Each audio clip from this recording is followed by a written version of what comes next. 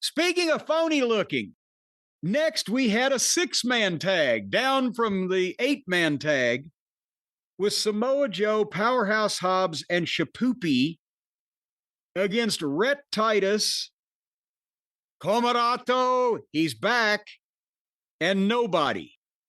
I missed his name the first time. I've never seen him before. I don't think we'll ever see him again. I didn't write the name down. Because in 3 minutes, Hobbs beat Nobody. Poor Comarato.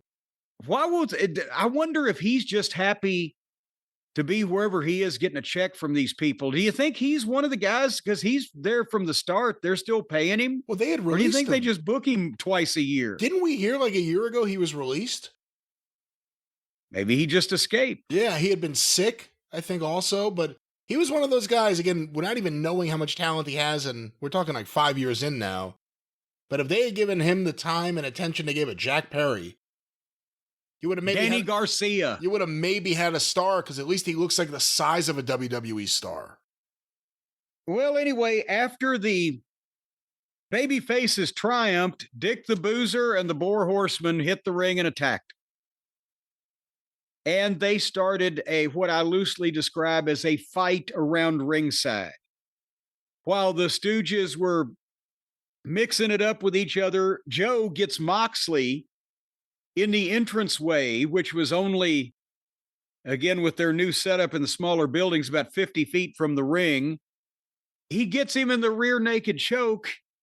And while Moxley is in the choke, he starts waving his finger and pointing and making faces like he's giving signals for the guys to do something, not even in a working way. It's like, no, do this now. He's got me in the thing. And at that point, fucking Claudio gave Shapoopy, I believe it was, the drop on the chair like he did to Hook a while back, so Joe would let go of Moxley to run in and help Shapoopy. And then all the heels ran off. And then Joe cut a promo on Moxley, and again, now Joe's a great promo, but now he's trying so hard. Everybody's trying so hard because I think they know, whether they'll admit it to the other side or not, but they know that working with this fucking schlub is death. As a Joe's frothing at the mouth, I want you one-on-one in a cage. And then they announce it will be Joe and Moxley immediately. Joe and Moxley one-on-one in a cage in 2 weeks on TV for free, and they had a graphic built. So that he's going to beat Samoa Joe because they have a fucking stadium show coming up, and they have nobody that anybody, they got a champion that the fans want to see somebody beat him. Anybody, just get rid of him. But they've got nobody ready to draw a stadium crowd with him or anything approaching that. And now Joe, at least former champion and a credible son of a bitch, and they're going to do that on TV in 2 weeks for free. Can you help me in any way understand? No, Tony Khan's booking? No, I can't help you understand any of it. The fans' reaction to the Death Riders, again, very telling. It's not the boo, they're the heels. It's the boo, I wish this would end.